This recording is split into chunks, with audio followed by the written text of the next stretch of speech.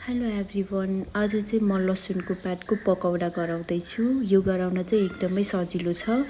यसमा यो गराउनको लागि चाहिँ हामीले आटा लिनुपर्छ अनि त्यसपछि बेसार अनि अलिकति नुन आफ्नो स्वाद अनुसार अनि त्यसमा चाहिँ मैले यो जिरा र धनिया मजाले भुटेर पिसेको हो अनि पानी हालेर मजाले मुस्ने हो।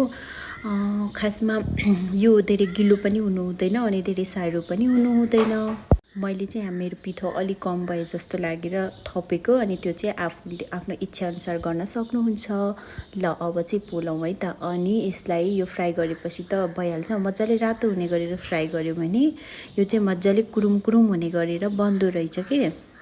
यो लसुनको पात चाहिँ हाम्रो हिजो लसुन सबै उखालेको थियो अनि उखाल्दाखेरि पातहरू त के गर्ने भन्ने भयो थियो। अनि त्यसपछि हामीले चाहिँ म चाहिँ ट्राई गर्छु एकचोटि आलुको पकौडा गराउँछु बन्छ कि बन्दैन भनेर गराएको।